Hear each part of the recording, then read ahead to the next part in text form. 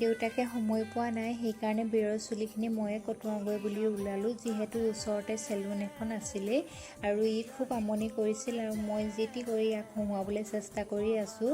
সন্ধিয়া আমি ওলাই আহিলোঁ অকণমান ম'ম' খাওঁগৈ বুলি, কিন্তু ম'ম' খাবলৈ আহি আমি বীৰৰ দেউতাকৰ অফিচৰ তাতে পালোঁহি আৰু বীৰে ইয়াত আহি মুকলি পাই ইমান ভাল পাইছে, দৌৰ মাৰিছে, খেলিছে আৰু ওচৰতে কুকুৰ এটা দেখিছে নহয়, সেইকাৰণে মই বীৰৰ পিছে পিছে লাগি ফুৰিছোঁ। ভয়ো লাগে নহয় কুকুৰটোৱে কেনেবাকৈ কামুৰি দিব পাৰে বুলি, আৰু সি খুব ভাল পাইছে, খেলিছে, জঁপিয়াইছে, দেখিছেনে পৰি ধৰি গৈছেগৈ।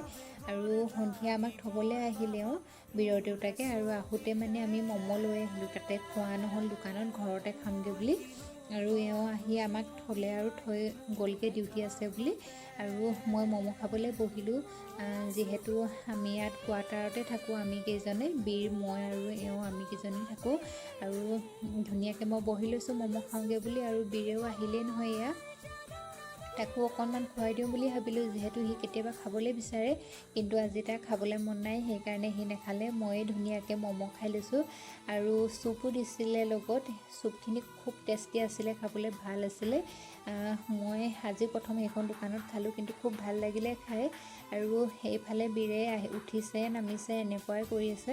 আৰু এতিয়া যিহেতু সন্ধিয়া হ'ল, মই তাক অকণমান খেলাই দিওঁ, অকণমান কিতাপো পঢ়াই দিওঁ পিছে তাক, এতিয়া অকণমান খেলাই দিওঁ।